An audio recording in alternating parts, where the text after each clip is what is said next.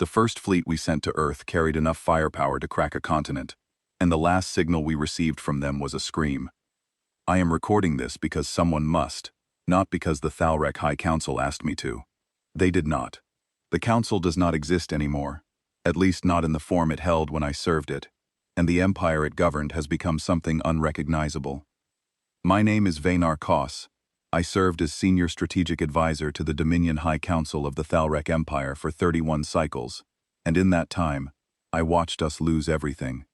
Not to plague, not to famine, not to some cosmic catastrophe beyond our control. We lost everything to a species that lived on a single wet rock orbiting an unremarkable yellow star, and we lost it because we refused to believe what was happening until it was far too late. I am telling this story as a warning, not as history. History is written by those who have time for reflection. This is written by a man standing in the ashes of his own certainty, and if you are listening, and you are considering war with the species that calls itself human, then I beg you to hear every word, because I watched the most powerful military force in the known galaxy throw itself against that little blue world, and I watched that world swallow it whole without so much as flinching. Let me tell you what the Thalrek were, so you understand the weight of what we lost. We held 41 star systems. 41 suns burned under our flag. We had conquered every civilization we had ever encountered, and we had encountered dozens across 600 years of continuous expansion. Our warships darkened the skies of worlds that had never imagined creatures like us could exist. Our ground forces moved through alien cities like fire through dry grass. We were not merely powerful. We were inevitable. Every species we met learned this, usually in the span of a few days, and those that did not learn it ceased to exist. War was not something the Thalrek engaged in reluctantly or with hesitation. War was our purpose. It was coded into our biology, woven into our culture, celebrated in our art and our literature and our religion. Our children played with miniature warships before they could speak. Our elders measured their lives, not in years, but in campaigns. We were predators, descended from apex hunters on a world where everything either killed or was killed, and we had carried that philosophy to the stars with pride. So when a long-range survey probe flagged a new inhabited system in an unexplored corridor of the outer spiral arm, nobody in the war chamber even paused their conversations. Another world, another subjugation. We had done this so many times that we had developed a classification system for it. Category 1 meant a pre-industrial civilization, barely worth the fuel to reach them. Category 2 meant early space travel, limited planetary defense, perhaps a few orbital stations and some crude energy weapons. Categories 3 through 10 scaled upward from there, measuring increasingly sophisticated military capability. No species had ever been classified above Category 8. The probe designated Earth as Category 2, one inhabited planet, no interstellar fleet. Their fastest ships could barely cross their own solar system. They had primitive energy weapons, chemical propulsion rockets, and a global communications network that was, by our standards, laughably unprotected. We intercepted and decoded their entire military doctrine in a single afternoon. We mapped their population centers, their industrial capacity, their supply chains, their fractured political alliances. They did not even have a unified planetary government. They were divided into hundreds of competing nation-states, many of which were actively hostile toward one another. Everything about them said the same thing: easy, routine, forgettable. Grand Marshal Dravik Sol volunteered to lead the assault personally. Dravik was a legend among the Thalrek, the kind of commander whose name was spoken with the same reverence we reserved for natural forces. He had shattered the Venerai Compact in 9 days. He had burned the crystal cities of Palaxis, while their king wept and begged for terms he would never receive. He had pacified the Gorath colonies without losing a single ship, because the Gorath had seen what he did to the Venerai and surrendered before he fired a shot. He wanted Earth because it was supposed to be simple, a clean, quick victory to add to a record that was already the envy of every officer in the fleet. He took 12 dreadnoughts. Each one was a city-sized vessel bristling with weapons, capable of reducing a landmass to glass from orbit. 400 support vessels surrounded them. Transport ships carried 80,000 ground troops in full Thalrek combat armor. the best-equipped infantry force in the galaxy. Dravik had assembled the most excessive military response we had ever aimed at a Category 2 world. But Dravik understood theater. He said he wanted the humans to see the sky go dark with Thalrek ships before the first weapon was even charged. He wanted them to feel their own insignificance. I was in the war chamber when the fleet crossed into the Sol system on the 4th day of the dry season. The room was busy with routine activity, officers coordinating logistics for other campaigns, analysts reviewing data from other sectors. Nobody treated this as a significant operation. It was background noise, housekeeping. The first transmissions came through, and Dravik sounded almost bored. He reported that the humans were broadcasting a chaotic mix of signals across multiple frequencies. Some appeared to be diplomatic overtures. Some were frantic military communications, panicked voices shouting over each other in dozens of different languages. The humans did not even speak a single unified tongue. Their military forces were fragmented, responding to different chains of command in different parts of the planet. Dravik said it was almost sad, like watching herd animals scatter at the approach of something they could not understand. His last transmission came 6 hours after arrival. His voice was calm, professional, almost casual. Orbital bombardment was commencing. Resistance was laughable. He expected full planetary capitulation within 2 rotations, maybe less. The ground troops would likely not even need to deploy. He mentioned, as an afterthought, an unusual energy reading near the 4th planet of the system, something the sensors were having trouble classifying. Then his voice stopped. Not faded, not garbled. Stopped.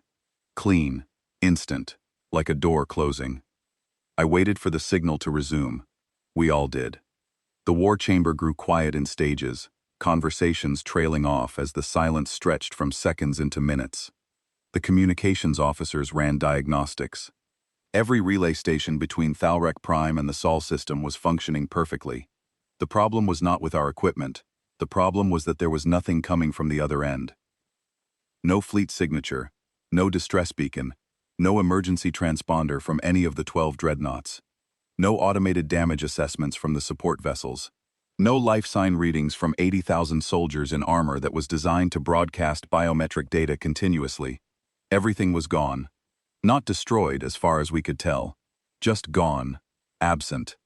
As if the fleet had sailed off the edge of the universe and fallen into nothing. 48 hours passed. Then 72. Then a full week. We aimed every long-range sensor array we possessed at the Sol system, and we found exactly what we had found the hour before, and the hour before that. Nothing. Not wreckage, not debris, not even the residual energy patterns that linger in space after a ship's reactor goes critical. 12 dreadnoughts do not simply vanish. 400 warships do not quietly cease to exist.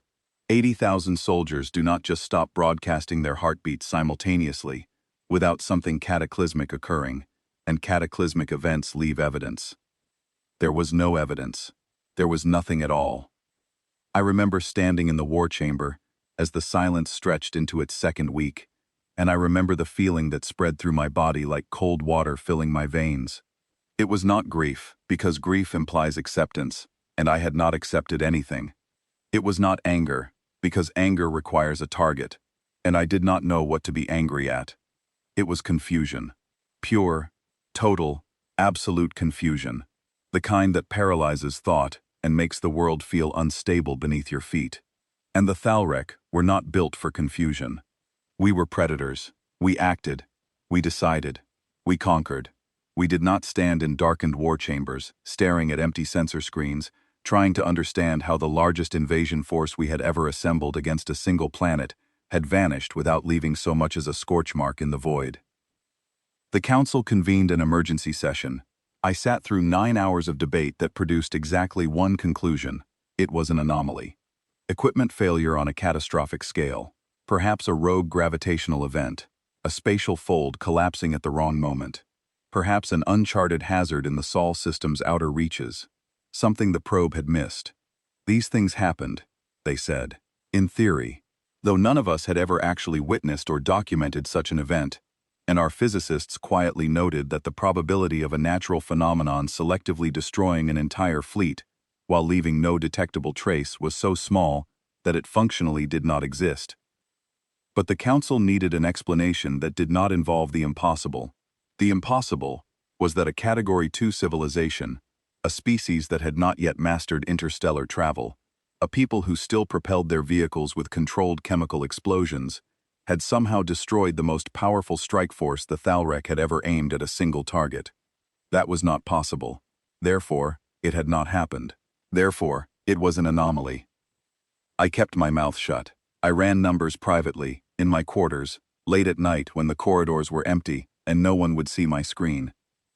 I went back to the survey probe's raw data, and I looked at the humans again, properly this time, with the attention I should have given them from the beginning. And something began to nag at me. Something buried in the cultural analysis that our classification officers had flagged as irrelevant. The humans had a word, in almost every one of their hundreds of languages, for the act of fighting a war you know you cannot win. They called it different things in different cultures: resistance, defiance, last stands, holding the line, going down swinging. They celebrated it. They built monuments to individuals and groups who had fought against overwhelming odds and lost. Not won, lost. They revered their defeats almost as much as their victories, because to the humans, the act of fighting itself carried a meaning that transcended the outcome. They believed that how you faced destruction mattered, even if the destruction came anyway. No other species in our database exhibited this trait. Not one. Every civilization we had ever conquered had a breaking point, a threshold of pressure beyond which resistance collapsed into submission. The humans appeared to lack this threshold entirely. Their history was littered with examples of populations that should have surrendered, should have collapsed, should have simply stopped fighting, and accepted the inevitable, and instead had fought harder, sometimes to the death, sometimes beyond it, inspiring future generations to take up the same hopeless cause and fight it all over again. I did not bring this finding to the Council. I did not know what to make of it yet. It was a data point without a framework, a warning I could feel but could not articulate. And before I could develop it further, the Council made its decision about what to do next, and my half-formed concerns became irrelevant.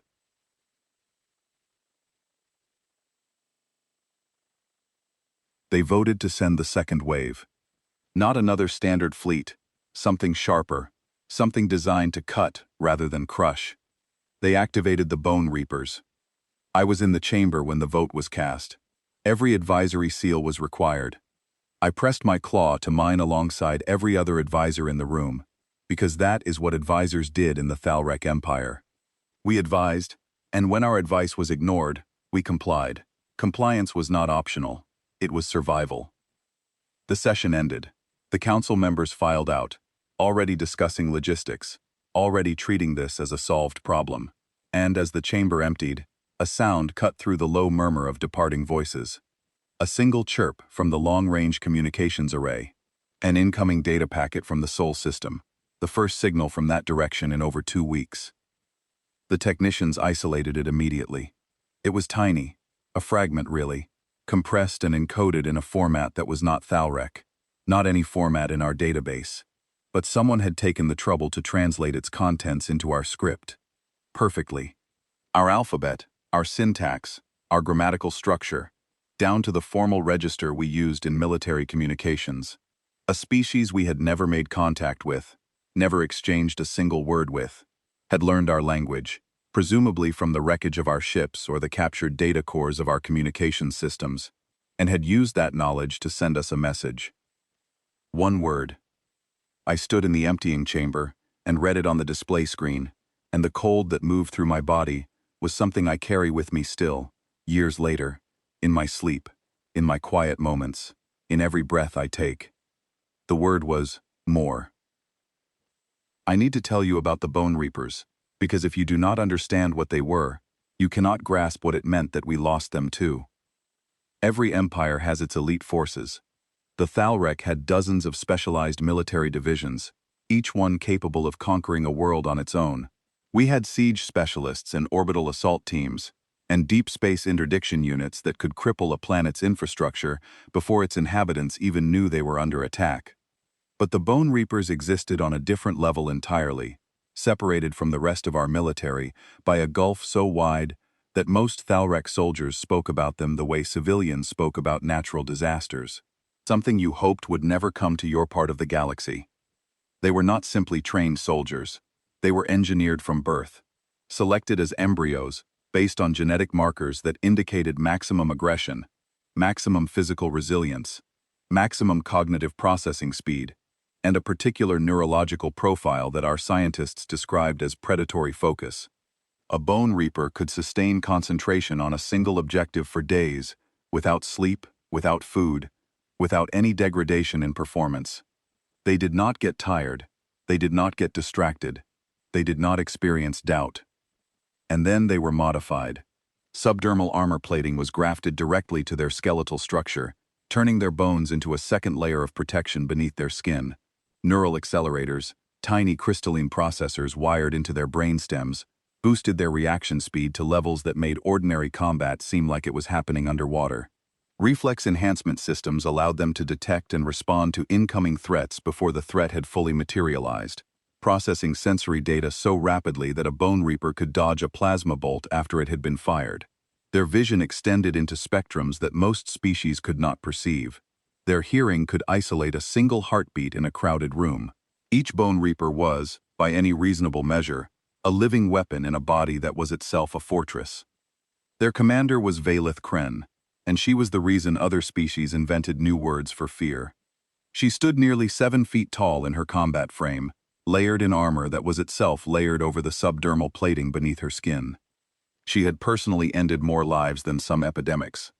There was a saying among the Thalrek military that if Valith Kren was deployed against you, the war was already over, and you simply had not finished dying yet. She had never retreated from a battlefield.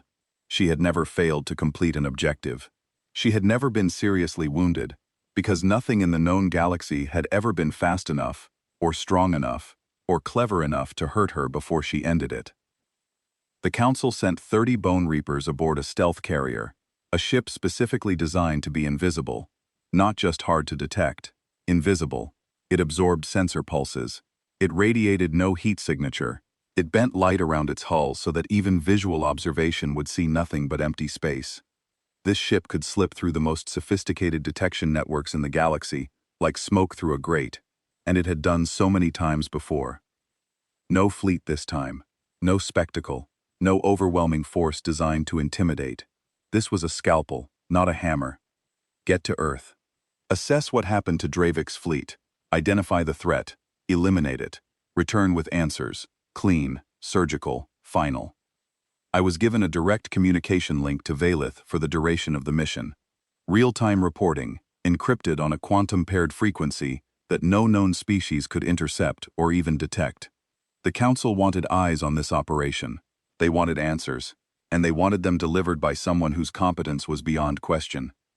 The stealth carrier entered the Sol system on a trajectory calculated to exploit every gravitational shadow available, hugging the sensor blind spots behind gas giants, and threading through the asteroid belt along a path that minimized exposure to any possible detection system. Valith's first report came as they cleared the belt. Her voice was flat, professional, empty of inflection. She reported that the space around Earth was clean. I asked her to clarify. She said there was no wreckage anywhere in the system, no debris field, no energy residue from weapons discharge, no residual radiation from reactor breaches, no metallic fragments, no organic traces. 12 dreadnoughts and 400 warships had been destroyed in this system, and there was not a single atom of evidence remaining.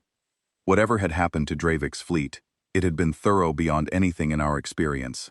It had been complete. And afterward, someone had cleaned up. Deliberately, systematically, with a precision that suggested the cleanup was as important as the destruction itself. That detail lodged in my mind like a splinter. Destroying a fleet was one thing. Cleaning up afterward, removing every trace, leaving the battle space pristine, that was something else entirely. That required time, resources, and a very specific intention. Someone wanted us to know that the fleet was gone. They also wanted us to have no information about how it had been done.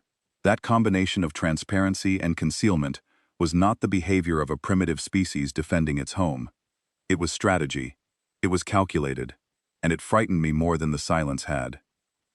Valith inserted her team on Earth's night side, dropping from the stealth carrier in individual descent pods that were themselves sensor-invisible.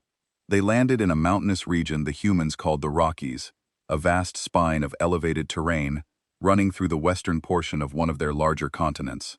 Dense forests, deep ravines, minimal population density, a perfect insertion zone for a reconnaissance operation. The early reports were strange. Valith described a world that did not match the survey probe's classification in any meaningful way. The probe had characterized Earth's infrastructure as functional but crude, early-stage development across all categories.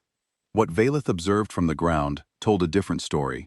The road networks were dense, layered, and interconnected in ways that suggested not years, but centuries of iterative refinement, each generation building on what the previous one had laid down, optimizing routes, reinforcing structures, expanding capacity. The communication systems were not primitive. They were layered, with redundant backup networks stacked behind primary networks, alternate frequencies behind those, physical cable systems beneath the wireless ones. There were so many overlapping communication pathways that destroying any 10 of them would barely slow down the overall flow of information. The population centers she observed from elevated positions were not frightened settlements huddled behind walls. They were vast, sprawling, confident, blazing with artificial light against the darkness of the planetary night. And the people, the humans themselves, the ones she observed through magnified optics from ridgelines 5 kilometers away, were not behaving like a species that had recently witnessed an alien invasion fleet enter their sky. They were eating in outdoor spaces, walking their streets, socializing in groups, laughing. A civilization's worth of alien warships had appeared above their planet and been annihilated, and these people were carrying on their evening routines as if nothing of significance had occurred. Valith said that either the human population was not aware of the invasion, which seemed unlikely given its scale and the sophistication of their communication networks, or they were aware and simply were not concerned. She did not speculate on which possibility was more unsettling, but the slight pause before she continued her report told me everything her professional discipline prevented her from saying outright. The first engagement happened 70 minutes after insertion, at the base of a rocky canyon carved by a river that had long since shifted course. A Reaper team of 4 encountered a human military patrol, 6 soldiers in muted green and brown clothing that blended with the forest floor. They carried compact weapons that looked primitive by any standard the Thalrek used to measure such things. Projectile launchers, chemical propellant, no energy shielding, no neural targeting systems, no subdermal armor, no genetic or cybernetic enhancement of any kind. 6 ordinary biological organisms carrying glorified metal tubes that threw small pieces of metal at high speed. The Reapers initiated the ambush. 3 seconds of flawless execution. 2 human soldiers dropped before they could react.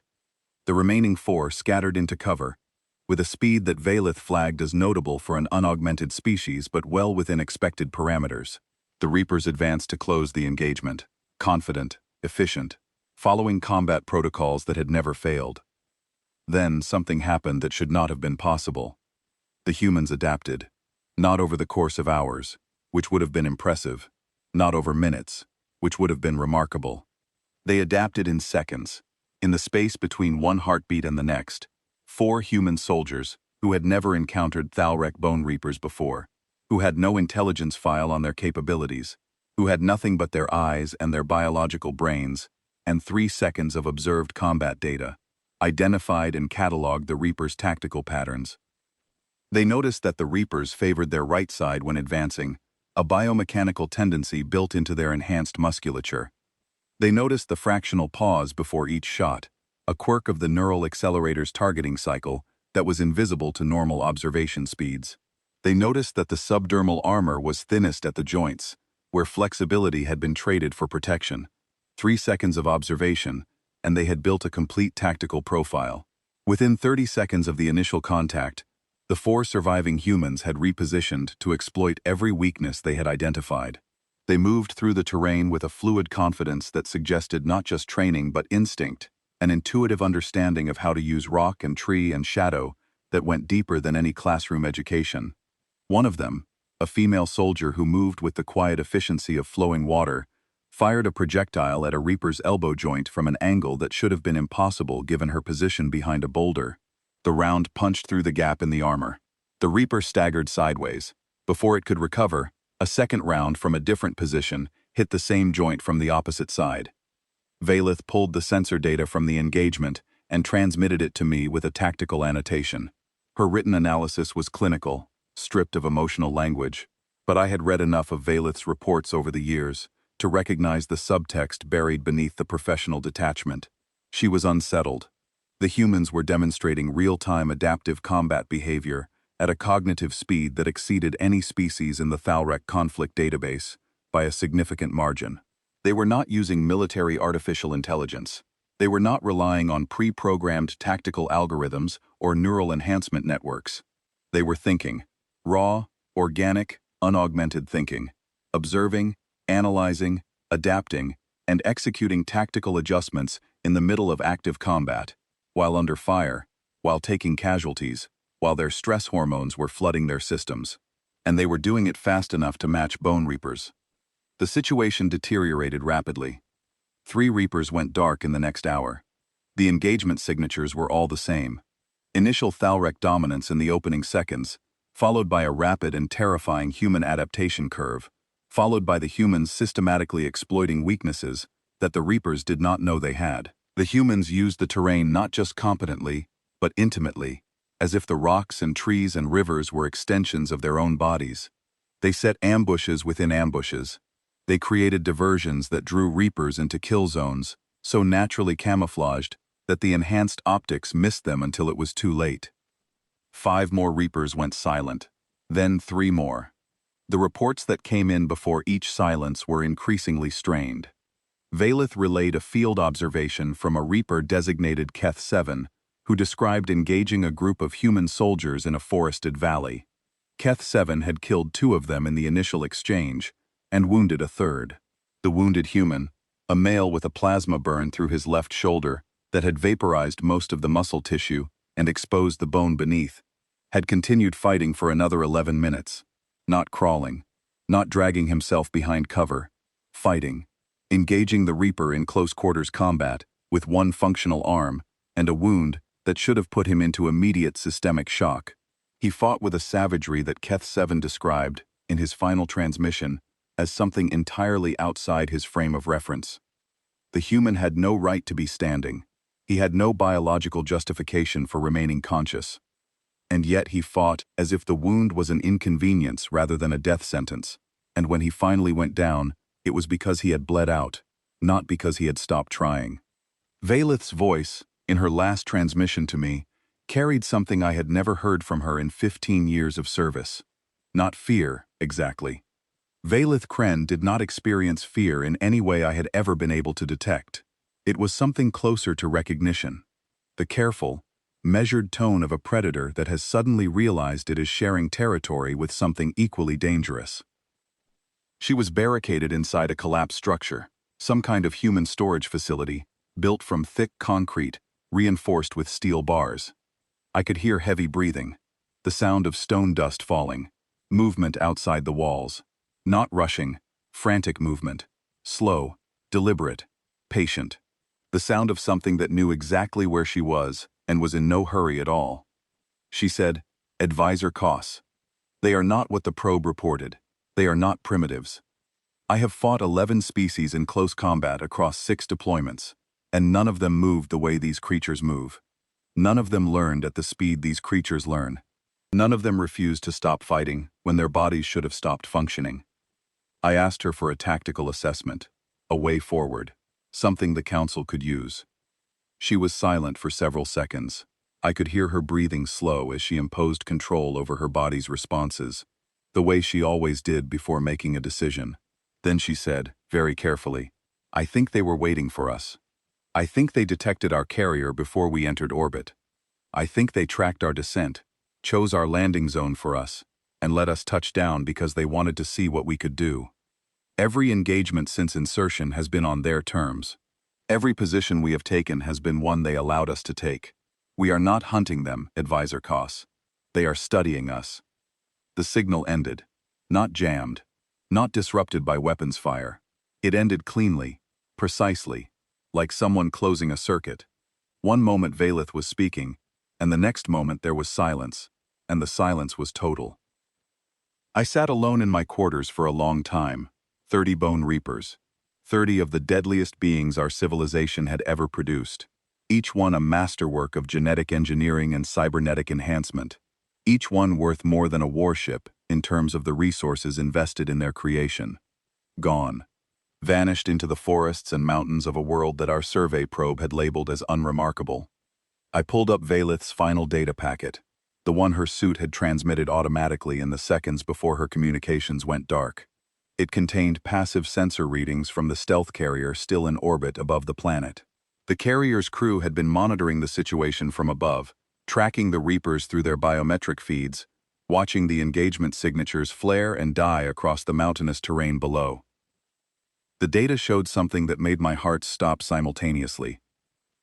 Earth's orbital detection network, the collection of satellites and sensor platforms that the survey probe had classified as minimal and crude, had been tracking the stealth carrier from the moment it entered the Sol system, not from the moment it achieved orbit, not from the moment it crossed the inner system boundary, from the moment it passed the outermost planet, still hidden behind gas giants, still running silent, still wrapped in the most advanced cloaking technology the Thalrek possessed. The humans had seen through it. They had tracked the carrier's exact position with perfect precision for the entire approach. Every course change, every gravitational slingshot, every attempt to hide. They had known the Reapers were coming. They had known where they would land. They had known their numbers, and, based on the speed with which they had adapted to Reaper combat capabilities, they had likely known exactly what they were dealing with before the first shot was fired. Every engagement on the surface had been a controlled experiment. The humans had allowed the Reapers to land, allowed them to move, allowed them to fight, and used the opportunity to gather data on Thalrek elite forces in a live combat environment. The mountain terrain, the forest cover, the canyon ambush points, all of it had been prepared. We had not invaded their territory. We had walked into their laboratory. I brought this information to the council.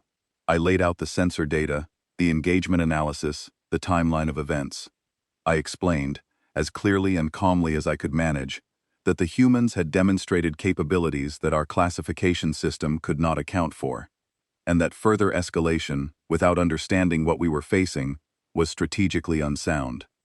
Grand Marshal Torek, who had assumed supreme command after Dravik's disappearance, listened to my briefing with his arms folded and his expression fixed in the rigid mask of absolute authority. When I finished, he said, "Advisor Koss, your concerns are noted. The Council has authorized the deployment of the Voidborn." I protested. Formally, for the first time in my career, I placed a dissent on the official record, which in the Thalrek military hierarchy was roughly equivalent to throwing yourself in front of a moving warship. Torek looked at me the way a predator looks at something too small to be worth eating, and the vote proceeded without further discussion. Unanimous. The Voidborn would be deployed.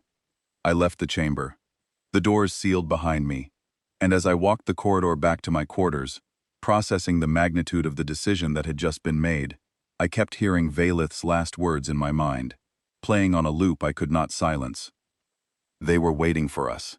They knew we were coming. The humans had sent a single word after destroying our fleet. More.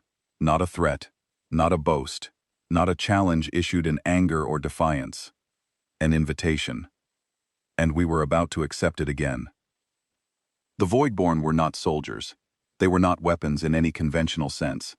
They were something older and darker than either of those words could contain, something the Thalrek had created in a moment of desperate ingenuity during the earliest and bloodiest phase of the expansion wars, and then spent 6 centuries trying to forget.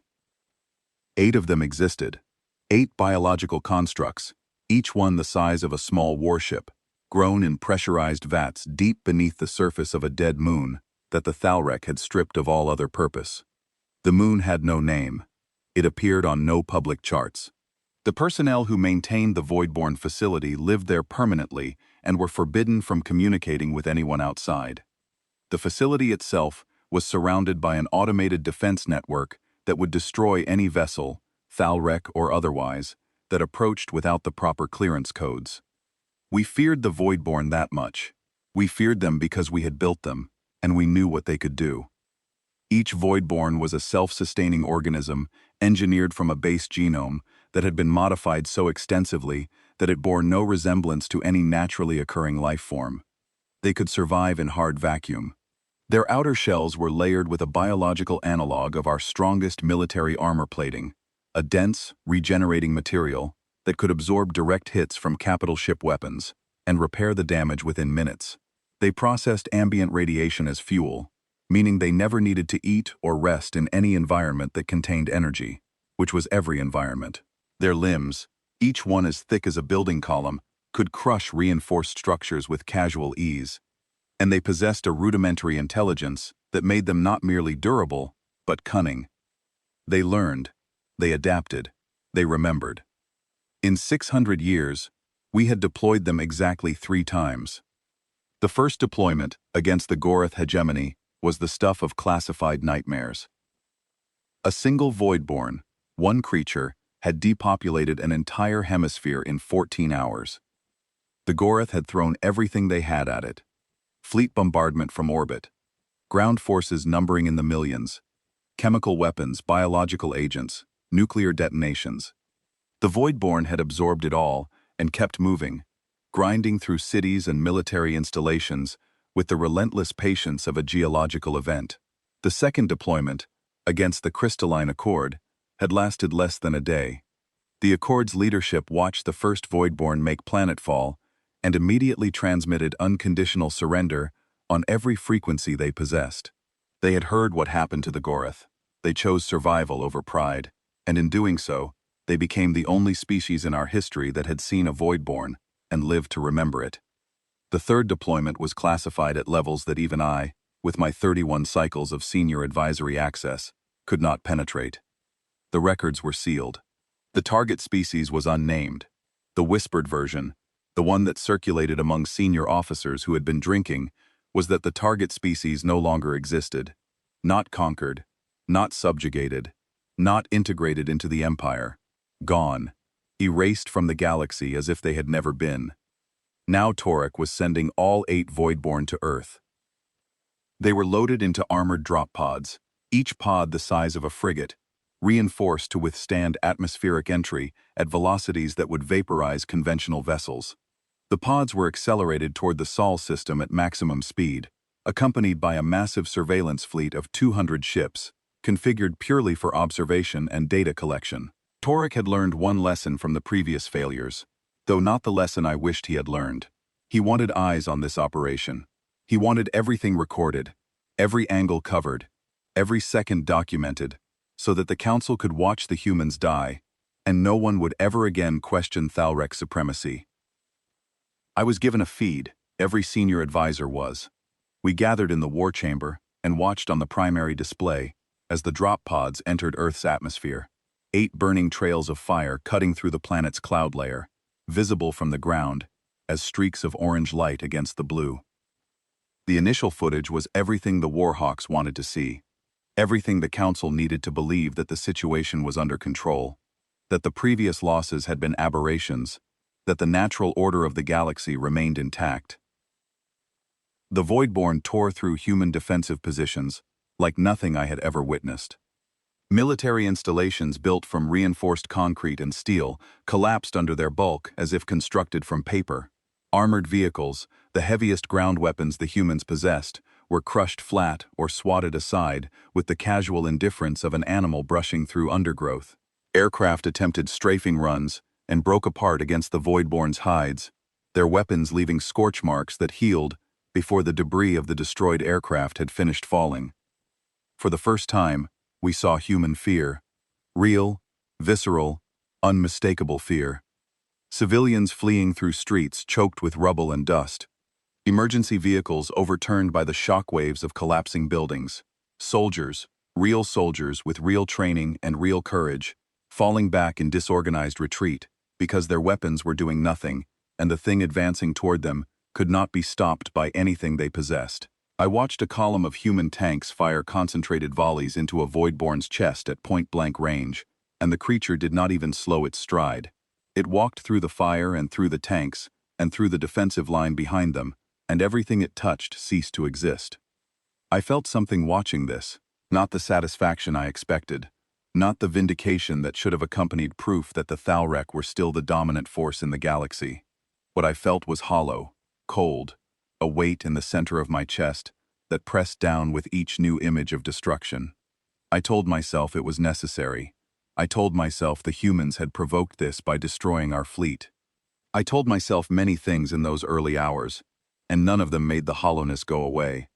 Because somewhere beneath the layers of duty and loyalty and 6 centuries of cultural conditioning, a part of me was watching a civilization fight for its survival, and that part knew exactly what I was looking at, because the Thalrek had done this to others so many times before, and not once had I felt the weight. The Voidborn had been on the surface for approximately 4 hours when the humans did something that no species in 600 years and 3 previous Voidborn deployments had ever done. They stopped retreating, all of them, everywhere on the planet, simultaneously. I watched the surveillance feeds cycle through engagement zones scattered across the globe, and in every single one, the same impossible thing was happening. Human forces that had been falling back, that had been running, that had been doing the only rational thing in the face of a threat they could not defeat, simply stopped. They turned around, and they attacked. Not with better weapons. They did not suddenly reveal a hidden arsenal of advanced technology. Not with reinforcements from some secret reserve. They attacked with what they had, which was their hands, and their minds, and a refusal to accept the inevitable that went beyond courage into something I did not have a word for. In a coastal region the humans called Southeast Asia, a Voidborn was advancing through a river delta, smashing through everything in its path with the mechanical patience of a force of nature. Human combat engineers, working with a coordination that suggested they had planned for this specific scenario, collapsed 3 bridges onto the creature simultaneously. Thousands of tons of steel and reinforced concrete buried it in a mound of debris taller than the surrounding buildings. While it thrashed and struggled to free itself, they diverted the river. Not partially, completely. They blew dams and levees upstream and channeled the full force of a major waterway into the rubble pile. The Voidborn could survive the vacuum of space. It could survive direct hits from ship-mounted plasma cannons. But its joints were designed for movement, not for resisting the pressure of 60,000 tons of river sediment packed into every articulation point by several million gallons of fast-moving water. It ground to a halt, immobilized, buried alive in mud on a planet it was supposed to have conquered. On the landmass they called Europe, another group of humans employed a different strategy. They let a Voidborn advance into an industrial district, falling back building by building, appearing to retreat in disorganized panic. They were not panicking, they were leading, drawing the creature deeper into a maze of chemical processing plants, fuel storage facilities, and manufacturing complexes. When the Voidborn reached the center of the district, surrounded on all sides by structures filled with volatile compounds, they detonated everything. Not in sequence, simultaneously. The resulting conflagration turned 3 square kilometers into an inferno that burned hot enough to melt structural glass. The Voidborn's armor held, as it was designed to, but the superheated air seared the softer tissue around its sensory clusters. Blinded, disoriented, unable to distinguish threat from terrain, it thrashed in widening circles, while human artillery teams positioned at the perimeter of the fire zone pounded it with concentrated fire from every direction.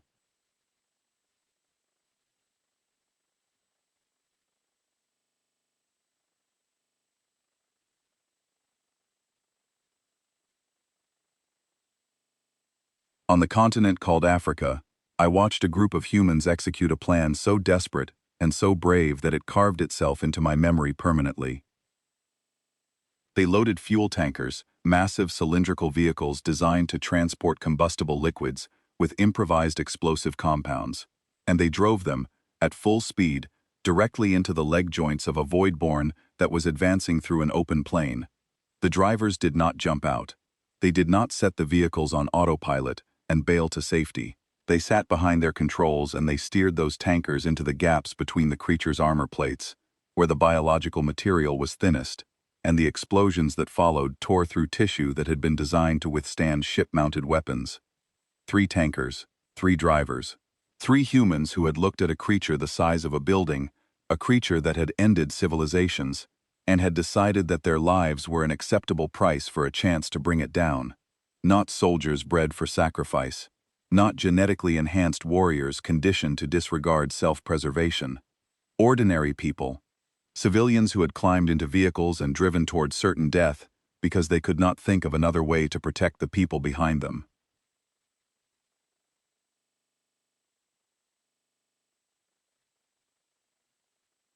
But the image that broke something fundamental inside me, the one I see when I close my eyes every night, and will see until the day my heart stops beating, came from a coastal city on the continent they called South America. A Voidborn was advancing through the harbor district, leveling warehouses, shrugging off missile strikes from naval vessels offshore, wading through the shallow harbor water as casually as a Thalrek child wading through a puddle. The surveillance feed, captured from one of the overhead observation ships in crystalline detail, showed a single human figure climbing the creature's back. A female, not a soldier. She wore civilian work clothes, heavy fabric stained with chemical residue. She was carrying a tool that our analysts spent considerable time identifying and ultimately classified as an industrial plasma cutter, a device designed for welding and metal fabrication in shipyard construction. She had modified it, improvised an attachment that narrowed the cutting beam to a point fine enough to penetrate gaps in material far denser than anything the tool was designed to work with. She climbed. The Voidborn sensed her and thrashed. She held on. It scraped its back against the concrete wall of a collapsing warehouse, trying to crush her against the structure. She pressed herself flat against the creature's armor plating, finding a shallow depression in the surface, where 2 plates overlapped, and the wall passed over her with centimeters to spare. She kept climbing. For 40 minutes, she climbed and cut, and held on and climbed further, working her way along the creature's spine toward the base of its skull, where the central nervous cluster connected to the motor control system. She fell twice. She caught herself twice. The plasma cutter burned through its power cell, and she replaced it with a spare she had strapped to her back. She reached the neural node. She cut through the surrounding armor with a tool designed to shape metal beams in a shipyard, working the beam back and forth across the same seam until it weakened and parted.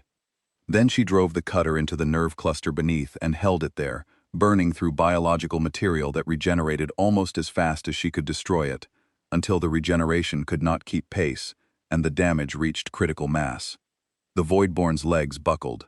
800 tons of engineered biological weapon collapsed into the harbor like a mountain falling, sending a wave across the water that swamped boats half a kilometer away. The woman was thrown clear by the impact. The surveillance footage showed her lying on the rubble-strewn dock, motionless, for 12 seconds. Then she sat up, slowly, painfully, bleeding from cuts on her face and arms. She looked at the dead Voidborn lying in the harbor water. She stared at it for a long moment. Then she stood up, and she walked away, limping slightly, holding her injured arm against her body. She walked away. I left the war chamber. I went to my quarters. I locked the door, and I did something I had never done in 31 cycles of service. I sat down at my private terminal, and I accessed the full intelligence archive on the human species, not the summary the council had been briefed on, not the sanitized overview that our classification officers had prepared, but the raw data. Everything the survey probe had collected, everything our signals intelligence had intercepted, everything. What I found turned the hollow feeling in my chest to ice. The humans had been fighting wars since before they developed written language. Their entire recorded history, spanning roughly 6,000 years of documentation and an unknown period of oral tradition before that, was a continuous record of organized violence, interrupted by brief, exhausted intervals of peace before the next conflict ignited. They had fought with sticks and sharpened stones, with bronze swords and iron spears, with chemical explosives that could level cities, with nuclear weapons capable of rendering their entire planet uninhabitable for centuries. They had built weapons that could end their own species, and then had pointed those weapons at each other, and spent decades daring each other to use them. They had killed each other in numbers that defied comprehension, A single conflict they called the Second World War had killed approximately 70 million humans in 6 years, 70 million of their own kind. The total casualties from all Thalrec campaigns across 600 years of galactic expansion did not reach half that number, and the humans had done it to themselves. And after every war, they rebuilt.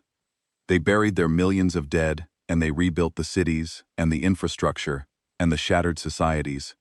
And they had more children, and those children grew up and developed better technology and sometimes found reasons to fight again. Not because they wanted to.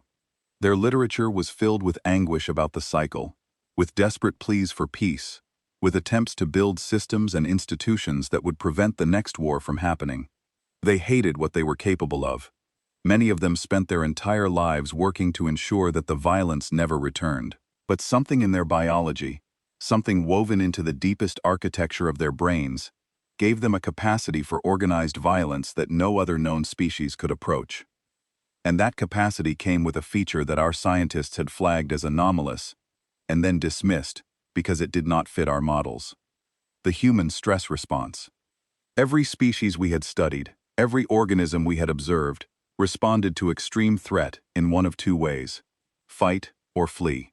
Among the species we had conquered, the flee response dominated overwhelmingly. When faced with certain destruction, when the situation became truly hopeless, the biological imperative to survive drove individuals and populations to run, to submit, to seek any path away from the danger. It was predictable. It was exploitable. It was why the Thalrec won. The humans had the same two responses, but theirs worked differently. Under extreme stress, the human brain did not simply choose between fight and flight. It entered a state their scientists called the acute stress response, and in that state, cognitive function did not degrade. It enhanced, their perception sharpened, their processing speed increased, their pain tolerance climbed to levels that our medical analysts classified as biologically impossible. They became, in the moment of greatest danger, faster and stronger and smarter than their baseline capabilities would predict. Their fear made them more dangerous, not less, more. I compiled this data into a report. No one had asked for it. No one wanted it. I wrote it anyway, because the alternative was to sit in the dark and pretend that everything I was seeing was not happening. The last Voidborn fell on the 3rd day. 8 creatures that had ended wars by their mere presence, that had been deployed 3 times in 6 centuries because the threat of their existence was usually sufficient. Destroyed in 72 hours by a species that used welding equipment and fuel trucks and river water and their own bodies. The killing blow against the final Voidborn was not delivered by a single weapon or a single hero. It was delivered by coordination. Millions of humans across 3 continents, connected by the layered communication networks we had dismissed as primitive, contributed to a single kill chain that spanned the planet. Logistics networks rerouted supplies in real time. Civilian engineers designed countermeasures on the fly, manufacturing them in factories that had been producing consumer goods 24 hours earlier. Universities transmitted structural analyses of the Voidborn's biology to military commanders, who translated them into targeting solutions within the hour. There was no single brain directing the effort. No supreme commander issuing orders from a bunker. There were thousands of independent decision-makers, each one processing local information and making choices that somehow aligned with every other choice being made across the planet, producing a coordinated response of a complexity that our tactical analysts could not model because it did not follow any command structure we recognized. It followed something else, something embedded in the human social architecture so deeply that they themselves seemed barely aware of it. A capacity for collective action in crisis that did not require hierarchy or coercion or even explicit communication. They simply knew what needed to be done, and they did it, each one contributing their piece to a puzzle none of them could see the whole of, and the completed picture was the death of something that should have been unkillable. The surveillance fleet at the system's edge attempted to withdraw when the last Voidborn fell. Their mission was observation only. They carried minimal armament, just enough to discourage pirates and clear debris from their flight path. They powered up their drives and set course for the outer system boundary. They did not make it. Ships appeared. Human ships, not the crude rockets the survey probe had catalogued. These were something else entirely. Vessels built in the weeks since the first invasion from a combination of human engineering principles and Thalrek technology, salvaged from captured warships.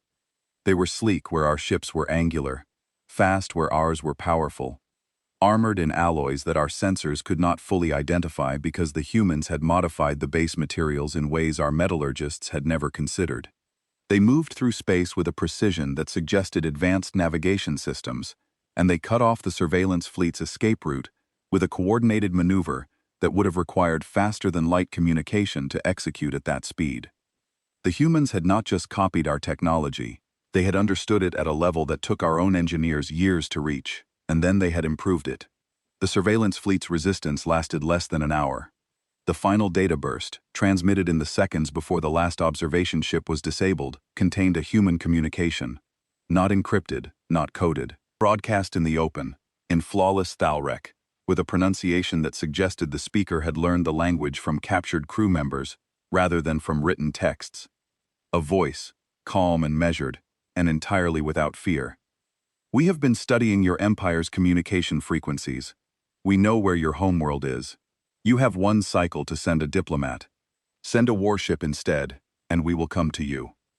The Thalrek Council fractured like a bone under pressure it was never designed to bear. I had witnessed political disagreements before. Arguments over resource allocation, disputes about territorial priorities, the occasional personal rivalry between senior marshals that spilled into public view. These were normal, manageable. The machinery of Empire absorbed them and continued functioning. What happened in the wake of the human transmission was different. This was structural failure, a crack running through the foundation of everything we had built, splitting the bedrock of 600 years of unchallenged conviction. 3 factions formed within hours. The Warhawks, led by Grand Marshal Torek, demanded full mobilization. Every ship in the Empire, every soldier, every reservist, every training vessel and patrol craft, and system defense platform. All of it, aimed at Earth, and fired until the planet was glass, and the memory of its inhabitants was ash. Torek called it the Total Fleet Doctrine, a strategy so extreme that it had never been implemented because no enemy had ever warranted it. He stood in the center of the council chamber, with his claws digging into the polished stone of the speaking platform, and roared that the Thalrek did not negotiate. The Thalrek did not send diplomats. The Thalrek crushed their enemies and absorbed their resources and moved on. And that was the way it had always been. And that was the way it would remain, because the alternative was to admit that the Thalrek were not what they believed themselves to be, and that was unthinkable. The moderates, a faction so marginal that most council members had forgotten it existed, argued for diplomacy. Their leader was Shereth Vok, a diplomatic liaison with thin shoulders and careful eyes, who had spent her entire career being politely ignored. She stood and spoke with the kind of patient precision that only someone accustomed to talking into silence could sustain. She pointed out, calmly and methodically, that we had now sent 3 separate forces against the humans, each more powerful than the last, and that all 3 had been neutralized. She suggested, with a mildness that somehow made her words sharper than any shout, that perhaps the pattern itself constituted information, and that acting on that information might be more productive than repeating the pattern a 4th time. The 3rd faction had no leader, because its members were too frightened to identify themselves publicly. They did not speak during the session, but I knew who they were, because I could see it in their eyes, in the way they held themselves, in the slight tremor of their claws when the human transmission was replayed for the chamber. They wanted to run, seal the corridor to the Sol system, destroy the navigation data, erase every record, pretend the humans did not exist, hide behind the vast distances of space, and hope that the creatures who had just dismantled 3 Thalrek military operations in as many weeks would simply lose interest. I sat through 17 hours of debate, voices rising to screams and falling to hisses, claws striking the council table hard enough to leave marks in stone that had been polished smooth by 6 centuries of deliberation. Accusations of cowardice flew at the moderates. Accusations of insanity flew at the hawks. The unnamed 3rd faction voted with whichever side seemed to be winning at any given moment, their convictions as fluid as their courage. When the shouting finally exhausted itself, Torek called the vote. Total fleet, full mobilization, everything. I voted against it, My dissent was recorded, noted, and dismissed in the same breath. The motion carried with an overwhelming majority. HFY closed her eyes for a moment when the count was announced, and when she opened them, her expression was perfectly composed. But I had been reading faces in that chamber for 31 years, and what I saw in hers was not surprise. It was grief. The grief of someone watching an inevitable thing arrive on schedule. Before the fleet could be assembled, I requested a private session with the full council. I had my report. The data I had compiled from the intelligence archive, the analysis of human biology and psychology and history that no one had asked for and no one wanted. I laid it out on the central display, diagram by diagram, data point by data point, conclusion by inescapable conclusion. The humans were not a Category 2 civilization. They were not any category in our system. They existed outside our classification framework entirely, because our framework was built on a single assumption, that a species' military threat correlated directly with its technological development. The humans shattered that assumption. Their technology was inferior to ours in almost every measurable way, but technology was not what made them dangerous. What made them dangerous was their nature. 6,000 years of continuous internal conflict had produced the most combat-adapted species in the known galaxy. Their neural architecture processed threat data faster than our best cybernetic implants. Their endocrine system responded to danger by enhancing, rather than degrading, physical and cognitive performance. Their social structures were optimized, through millennia of natural selection, for rapid collective action in crisis situations.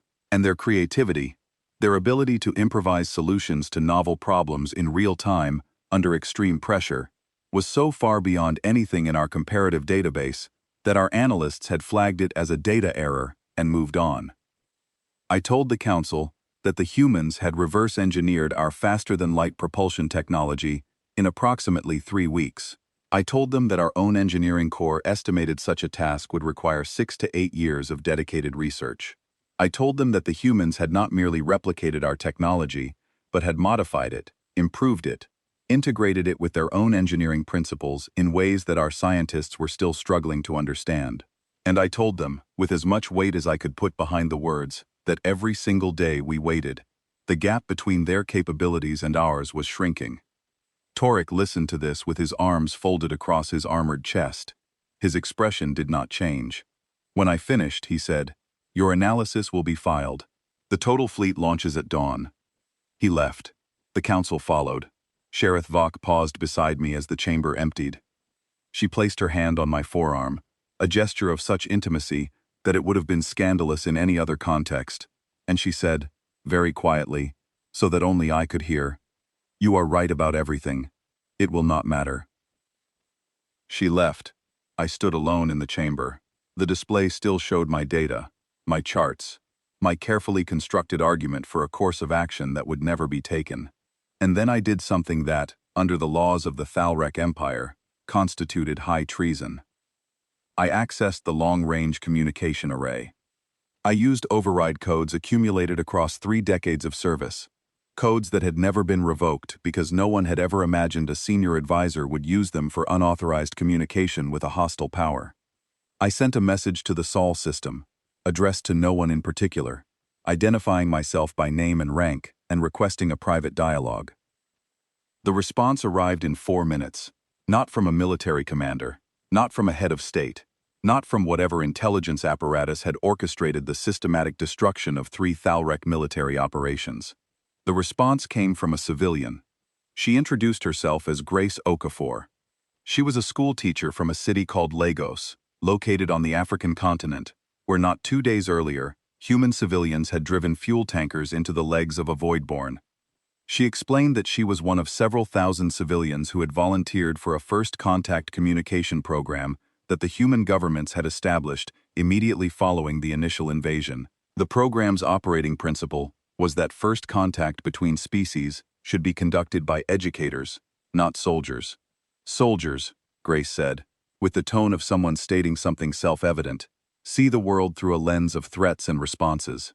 Teachers see it through a lens of understanding. She spoke Thalrek, fluently, with an accent that was better than some members of the council, which meant she had been studying our language for no more than a few weeks and had already achieved a level of proficiency that our own linguistic training programs required months to produce. I asked her if the humans wanted war with the Thalrek. She said no. She said the humans had not started this. They had been going about their daily existence, occupied with their own problems, their shifting climate, their economic anxieties, their children's education, their disagreements with each other about how best to organize their collective affairs, when 12 alien warships had appeared in their sky and opened fire on their cities. She said the humans had responded the way humans always responded when something tried to destroy them. They had survived it, and then they had made sure it could not happen again. I asked her if she was afraid of the Thalrek Empire. She was quiet for several seconds. Not the silence of someone searching for words. The silence of someone choosing which of many available words would be most useful. Then she told me about her grandfather. He had survived something the humans called the Blitz, a sustained aerial bombing campaign against a city called London that had lasted for months. Every night, explosive devices fell from the sky, destroying homes, killing civilians, turning entire neighborhoods into rubble and fire. Every morning, the survivors dug themselves out, cleaned the dust from their clothes, and went to work. They did not evacuate. They did not surrender. They did not negotiate. They went to work. She told me about her mother, who had spent 11 years in something called a refugee camp, a temporary settlement for people displaced by violence and political collapse. The camp was designed to be temporary. It became permanent through neglect and bureaucratic indifference. Her mother had raised 4 children in that camp, in conditions that our humanitarian standards would have classified as unacceptable for livestock. All 4 children survived. All 4 attended university. All 4 became professionals who contributed to their society. She told me about herself. She had survived a pandemic, a global disease outbreak that had killed millions and disrupted every human society on the planet simultaneously. She had continued teaching her students through a screen, maintaining their education and their sense of normalcy, while the disease raged outside her door. She had lost friends. She had lost an uncle she described as the funniest person she had ever known. She had not stopped teaching for a single day. Then she said, in a voice that carried no anger, and no fear, and no pleading, just a calm, clear statement of observable fact. We are very, very good at surviving things that should end us. We have been doing it for as long as we have existed. Please tell your people to stop sending things to kill us. It will not work. It has never worked, and we would rather not have to keep proving it. I sat in the dark of my quarters, light years from Earth, listening to a school teacher explain to me, with patience and precision and an absence of malice that was somehow more devastating than any threat could have been, why my civilization was making the worst mistake in its 600-year history. And I understood something that the Council never would. The humans were not dangerous because of their soldiers or their weapons, or their terrifying ability to reverse engineer alien technology in weeks. They were dangerous because their entire species, every single member of it, from the combat veterans, to the school teachers, to the shipyard workers who improvised weapons from welding equipment, was built to endure. They did not break. They bent. They bled. They lost people they loved. They grieved. And then they stood up, and they kept going, because that was what they were. Not by choice, not by training, by nature. At the deepest biological level, in the fundamental wiring of their cells and their neurons and their spirits, they were creatures that refused to stop. The total fleet launched the next morning. I watched from the observation deck of the Council Citadel as thousands of warships climbed into the sky above Thalrek Prime, their drive signatures staining the upper atmosphere with bands of sickly orange light. Every combat-capable vessel the Empire possessed. Millions of soldiers, the full, undiluted, unreserved military might of a civilization that had never known defeat. I watched them go, and I knew, with the certainty of someone who has seen the numbers and cannot unsee them, that they would not be coming back. Not because they would be destroyed. The humans had proven, with the Voidborn, that they preferred capture to killing. They would not come back because by the time the humans were finished, the warriors aboard those ships would have learned the same thing I had learned listening to Grace Okafor speak. My console chirped. A new message from the Sol system. From Grace. It contained coordinates, Not to Earth but to a point in deep space, roughly halfway between the Sol system and Thalrec Prime. No accompanying text, just the coordinates and a single visual file. I opened it. It was an image, captured by a long-range telescope. I recognized what it showed immediately, because every Thalrec recognized it. The wreckage of Dravik's First Fleet. All 12 dreadnoughts. All 400 support ships. Every escape pod. Every hull fragment. Laid out across 1,000,000 kilometers of empty space in a pattern so precise that my chest constricted with an emotion I could not name. The HFY. The sacred death spiral. The geometric arrangement in which the Thalrec honored their fallen warriors, a pattern taught to every child, performed at every military funeral, carved into the walls of every memorial hall, on every world we held. A pattern so deeply embedded in our cultural identity that no outsider should have known it existed, because we did not share it. We did not teach it. We did not display it where non-Thalrec eyes could see. The humans had recovered our dead from the wreckage of the fleet they had destroyed. They had studied our culture deeply enough to learn our most sacred funeral tradition, and they had arranged the remnants of our defeated armada in the pattern we used to honor those who died in service to the Empire. It was not mockery. I knew that instantly and completely. Mockery would have been easier to bear. This was something else. This was a message delivered in a language more profound than words, and the message was, "We see you. We understand you. We could have erased every trace of your fleet and left you wondering forever. Instead, we chose to honor your dead by your own customs, because we believe that even an enemy deserves dignity." Beneath the image, one line of text in perfect Thalrec. "We kept them for you. Come collect your dead, and bring the diplomat." The total fleet arrived at the coordinates Grace Okafor had provided, and what they found there broke the Thalrec military psyche like a boot coming down on brittle glass. I was not present. I was still on Thalrec Prime, watching through a relay feed that carried a 16-minute signal delay. Everything I describe now, I watched after it had already happened. I could not intervene. I could not warn. I could not do anything except sit in my quarters in the dark and bear witness to the death of an empire's oldest illusion. The wreckage field was real.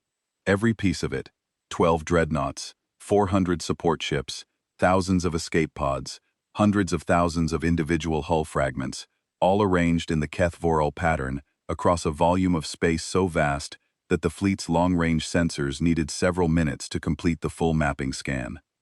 The pattern was not approximate. It was not a rough attempt by outsiders who had seen diagrams and done their best to reproduce them. It was perfect. The angular spacing between each major fragment was precise to within fractions of a degree. The rotational orientation of each dreadnought hull matched the ceremonial specifications that our own funeral priests spent years learning to execute correctly. The smaller fragments filled the spaces between the major pieces in exactly the configuration prescribed by tradition, radiating outward in spiraling arcs that represented the journey of the warrior's spirit from the physical world into the void beyond. Whoever had done this had not merely learned the HFY. They had understood it. They had grasped its meaning, its spiritual significance, its place within the architecture of Thalrec belief, and they had executed it with a fidelity that would have earned praise from the most demanding ceremonial master on Thalrec Prime. They had done it with the wreckage of a fleet they had destroyed, for an enemy that had tried to conquer their world, because they believed it was the right thing to do. Grand Marshal Torek's response to the wreckage field was exactly what I had expected and exactly what I had feared. He ordered the fleet to disregard the debris, maintain combat formation, and proceed to Earth at maximum speed. The dead were dead, he said. The living needed to be dealt with. He did not use the word dealt, but the meaning was clear, and the fleet obeyed, because that was what Thalrec fleets did. They followed orders. It was what had made the Empire possible, and it was what was about to end it. They jumped to the Sol system. The total fleet emerged from faster-than-light transit in a formation designed to project maximum intimidation. Thousands of warships spreading across the void like a wave of dark metal. Weapons charged, shields at full power. Every gun array and missile tube and energy projector trained on the small blue planet at the center of the system. The planet they found was not the world the First Fleet had approached weeks earlier. The orbital space around Earth was studded with defense platforms, dozens of them, each one a substantial military installation, anchored in stable orbit, and positioned to create overlapping fields of fire that covered every possible approach vector from any direction. The platforms were built from thalrek alloys, our metals, our composites, salvaged from the ships we had sent to conquer this world, melted down, reforged, and turned into weapons pointed at us. The human fleet had grown exponentially from the handful of hybrid vessels that had intercepted the surveillance fleet. Hundreds of ships now orbited Earth, each one a marriage of human engineering and thalrek technology, each one radiating energy signatures that our targeting computers struggled to classify because the fundamental properties of the systems generating them had been altered in ways our engineers had never conceived. And at the heart of the defense grid, parked in stationary orbit above the planet's largest ocean, broadcasting on thalrek military frequencies, flying under a thalrek identification transponder code, was a dreadnought, one of Dravik's 12, the command vessel of the First Fleet, fully operational, fully armed, its running lights glowing in the spectrum reserved for active thalrek warships. It was crewed by humans. They had taken our most powerful class of warship, learned to operate its systems, and stationed it at the center of their defensive formation as a message that required no translation. We know your ships. We fly your ships. Come and try to take them back. Torek gave the order to attack. Thousands of thalrek warships surged forward in coordinated assault waves, and the battle for Earth began. The first 30 minutes gave me hope. Dangerous, deceptive, ultimately poisonous hope. The thalrek had numbers. Crushing, overwhelming, suffocating numbers. The human fleet, for all its hybrid technology and salvaged alien hardware, was outnumbered roughly 5-1. Our captains knew how to fight in formation. Our gunners knew how to coordinate fire across multiple vessels. Our tactical doctrine was the product of 6 centuries of successful warfare against dozens of different species. The initial exchanges went our way. Human ships took hits. Defense platforms buckled under concentrated bombardment. For 30 minutes, it looked like mathematics was finally working in our favor. Then I saw the pattern. I had spent 3 decades studying battle formations. I had analyzed every major naval engagement in thalrek military history as part of my advisory training. I knew how fleets moved, how they responded to pressure, how they adapted to changing tactical conditions. And what I saw on my relay feed, delayed by 16 minutes, already decided, already irreversible, was not a human fleet fighting for survival. It was a human fleet executing a plan so sophisticated that our battle commanders were inside it before they realized it existed. Every human retreat was deliberate. Every position they yielded was calculated to draw our ships forward. They were not losing ground. They were shaping the battle space, pulling our formations apart, stretching our lines, funneling our heaviest concentration of firepower into a corridor between the defense platforms. They were herding us, the same way they had herded the Voidborn into industrial districts and river deltas. The same patient, lethal shepherding, scaled up from planetary to orbital, and executed with a precision that made our own tactical planning look crude.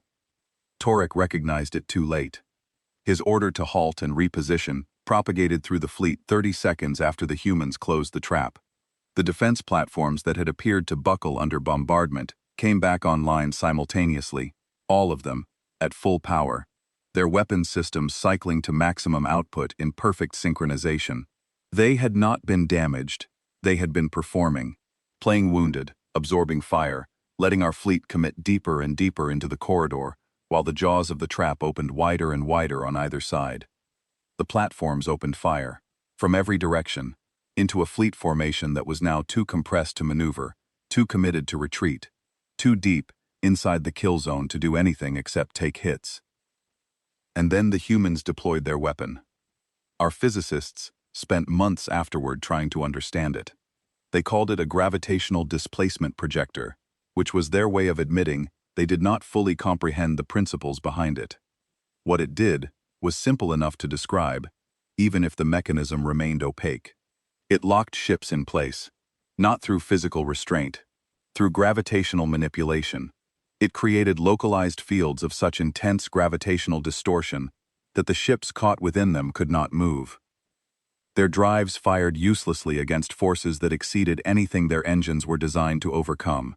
Entire fleet sections, dozens of vessels at a time, were suddenly pinned in space like insects in amber, unable to maneuver, unable to retreat, unable to do anything except watch as human assault craft moved toward them through the debris and the fire. The humans boarded our ships, not destroyed, boarded. That was the detail that my mind could not process, even as I watched it happen on a 16-minute delay. They had every reason to destroy the fleet. They had the firepower. They had the tactical advantage. They had been invaded 3 times, had their cities damaged, had their people killed, and they had every justification that any civilization had ever claimed for retaliatory annihilation. They did not take it. Human assault teams, wearing pressurized combat suits that incorporated Thalrek armor elements with human modifications, breached the hulls of immobilized warships through emergency airlocks and maintenance hatches. They fought their way inside, deck by deck, corridor by corridor, compartment by compartment. I watched internal security feeds from vessels whose captains were broadcasting their final moments, and what I saw defied every expectation I had formed about how this species waged war. They were using non-lethal methods wherever possible, stun weapons that disrupted neural function without causing permanent damage, chemical compounds delivered through ventilation systems that rendered targets unconscious within seconds, physical restraints applied with speed and efficiency that spoke of extensive training. They killed when they had to. When a Thalrek soldier fought to the death, the humans met that choice with lethal force. But they did not seek it. They offered surrender before every engagement. They gave warnings before breaching sealed compartments. They treated wounded Thalrek soldiers with medical attention from their own supplies, applying human-developed treatments to alien physiology, with an adaptive competence that suggested they had been preparing for this specific scenario. They were not destroying our empire. They were disarming it, carefully, methodically, with the deliberate precision of a surgeon removing something dangerous from a body they intended to keep alive. The battle lasted 11 hours. When the last Thalrek warship was boarded and secured, the total fleet, every combat vessel the Empire possessed, was in human hands. Our soldiers were alive, restrained, disarmed, being processed through triage stations where human medical personnel assessed their injuries and provided treatment with the same efficiency and attention they gave their own wounded. The most powerful military force in the known galaxy had been defeated, captured, and tended to by a species we had tried to conquer less than 2 months earlier. Torik's flagship was the last to fall. I listened to his final transmissions, a cascade of increasingly desperate orders, directed at ships that had already been taken, demands for reinforcement from a homeworld that had nothing left to send, tactical directives for formations that no longer existed. His voice cracked near the end, not from physical pain, from something the Thalrek had no word for, because we had never needed one. The sound of absolute certainty shattering, of a worldview so thoroughly demolished that the mind holding it could no longer maintain coherence. His signal cut to static. The Thalrek Empire's era of military dominance ended not with a final blaze of defiant glory, not with a heroic last stand, not with any of the dramatic conclusions our poets would have written. It ended with the quiet, efficient sound of human boots walking on Thalrek deck plating, and the calm voice of a human medic asking, in accented but grammatically correct Thalrek, whether the prisoner she was treating had any allergies to common analgesic compounds. 3 days later, a single human vessel approached Thalrek Prime. It was small, unarmed. Its shields were powered down. Its transponder broadcast a diplomatic identification code in Thalrek formatting, configured correctly, using valid protocol sequences. It requested permission to enter orbit, and the Council, having no fleet left to refuse with, and no military options remaining of any kind, granted the request. The diplomat's name was Henry Calloway. He was a tall man with gray hair cut short, and a face that looked like it had been used extensively, lined and weathered in ways that spoke of decades of hard decisions, and long negotiations and sleepless nights spent trying to find words that would prevent the need for weapons. He wore a simple dark suit, no uniform, no medals, no visible armament.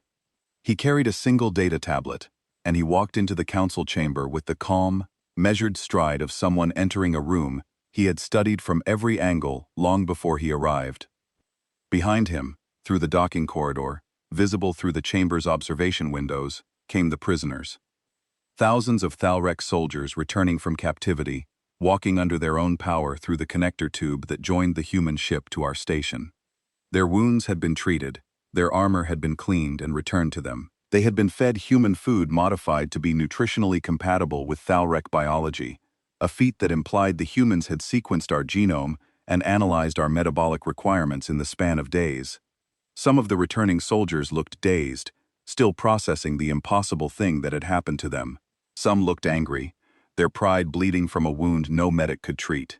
And some of them, the ones who frightened me most, looked thoughtful, contemplative, changed, in a way that had nothing to do with their physical condition, and everything to do with what they had seen and experienced aboard the human ships. They had been treated with respect by an enemy they had been taught to regard as inferior, and the cognitive dissonance of that experience was written on their faces like text in a language I was only beginning to learn to read. Henry Calloway stood before the remnants of the Thalrek High Council, in a chamber that had witnessed 6 centuries of unchallenged military authority, and he was silent for a long time. He looked at each council member in turn. He looked at Sheriff Vok, who met his gaze without blinking. He looked at the empty seat where Torek had sat, where Dravik had sat before him. He looked at me. Then he spoke, in Thalrek, so precise and so fluent that it could have been his birth language. You sent your strongest, and none of them returned. Not because we killed them all, but because we kept them alive until you were ready to listen. That is what humans do. We fight when we must. We show mercy when we can. And we never, ever forget. He placed the data tablet on the council table. It contained a treaty, not a surrender document, not a set of demands from a conquering power to a defeated one. A treaty, a framework for partnership, exchange, and mutual recognition of sovereignty. Provisions for cultural exchange programs, protocols for technological cooperation, mutual defense agreements, trade relationships. A pathway from enmity to coexistence, written with a generosity so unexpected that several council members read the terms 3 times, certain they were missing the section where the humans demanded tribute, territory, subjugation, or any of the things the Thalrek would have demanded in their place. There was no such section. The humans did not want subjects. They did not want conquered territories or tribute payments, or the slow humiliation of a broken empire forced to serve its new masters. They wanted neighbors. They wanted us to stop treating every species we encountered as prey, and they were offering us the chance to learn a different way, without paying the price that the Thalrek themselves had always extracted from the defeated. Sheriff Vok signed first. Her claw pressed the seal with a steadiness that shamed every trembling hand in the chamber. The moderates followed. Then, one by one, the Warhawks, their expressions ranging from stunned incomprehension to barely suppressed fury, pressed their seals to a document that rewrote the foundational assumptions of Thalrek civilization. I signed last. I took my time. Not because I was reluctant, because I wanted to remember the moment. I wanted to feel the weight of my claw on the seal and know that I was participating in the end of one era and the beginning of another, and I wanted that memory to be complete. Henry Calloway watched me sign, and when I lifted my claw from the document, he gave me a small nod. Just that. A slight downward movement of his chin, but it carried an acknowledgement that I felt in my chest, warm against the hollow place that had lived there since the first fleet vanished. After the ceremony, after the delegates had dispersed and the chamber had emptied, and the corridors of the council citadel had filled with the sound of voices trying to process a world that no longer matched any map they possessed, I found Henry Calloway in the observation corridor. He was standing alone, looking out through the transparent wall at the Thalrek sky. The orange light of our sun caught the lines on his face and made them look deeper, more numerous, like a landscape shaped by long erosion. I stood beside him. We were silent for a while, 2 individuals from species that had been trying to kill each other for weeks, looking at the same sky from the same place for the first time. I asked him the question that had been consuming me since the moment Grace Okafor answered my transmission. Why? Why mercy instead of vengeance? Why capture instead of destruction? Why return the dead in the Kethvoral pattern? Why send a schoolteacher to establish first contact with the empire that had tried to burn her world? Why offer partnership to a species that had done nothing to deserve it? He looked at the sky for a long time. Then he said, with the quiet weight of someone who has carried an answer for years and is finally setting it down, "Because we have been where you are. We have been the conquerors. We have been the species that believed strength was the only language worth speaking. And we learned, through centuries of pain and loss, and the kind of self-inflicted devastation that would make your worst campaigns look like minor disagreements, that the strongest thing any species can do is choose not to destroy something it has the power to destroy." He paused, and then he said, "We did not defeat your empire, Advisor Kos. We graduated it." He left the corridor. I stayed. I looked at the Thalrek sky, at the stars that were beginning to appear as the sun dropped toward the horizon, and I thought about Grace Okafor, and her grandfather surviving the Blitz, and her mother raising children in a camp, and a woman with a welding tool climbing the back of something that should have been unkillable. I thought about fuel tanker drivers and bridge engineers, and millions of ordinary people contributing to a single act of survival that spanned a planet. I thought about a species that had spent 6,000 years learning to endure anything the universe could throw at them, including themselves, and had come out the other side, not hardened, but somehow still capable of kindness. I am recording this now because the galaxy needs to hear it. The Thalrek signed that treaty, and we signed it not as a conquered people accepting terms, but as a civilization that had been shown, with overwhelming and undeniable force, a truth it had spent 600 years refusing to learn. The most dangerous species in the universe is not the one that destroys its enemies. It is the one that has the power to destroy, and chooses not to. The humans possess that power. They have possessed it, in one form or another, for their entire existence. And the fact that they choose restraint over annihilation, mercy over massacre, understanding over domination, is not weakness. It is the most terrifying thing about them, because it means the decision is conscious, deliberate, made fresh every single day. They look at the option to destroy, and they choose, with full knowledge of what they are capable of, to build instead. If you are hearing this, and you are out there somewhere in the darkness between the stars, and you are considering raising your weapons against the species called human, let me save you the trouble, and the cost, and the grief. Send your strongest, send your fastest, send your most ruthless, and your most heavily armed, and your most brilliantly tactical. Send everything you have, and everything you can build, and everything you can imagine. None of them will return, not because the humans will destroy them, but because by the time the humans are finished, your warriors will not want to come back. They will have seen what strength really looks like, and it will not be what they expected, and they will be changed by it in ways that no amount of reconditioning can reverse. They call their world Earth. In their oldest languages, the word means dirt, soil, the ground beneath their feet. They named their entire planet after the lowest, most common, most humble substance they could find. Even their humility is a weapon. This is Vaynar Kos, former senior strategic advisor to the Dominion High Council of the Thalrek Empire. This recording is my final act of service. Not to the Empire, to the truth, to whoever has ears to hear it, and the wisdom to listen. Do not go to Earth looking for a fight. You will find one, and it will be the last thing you ever find.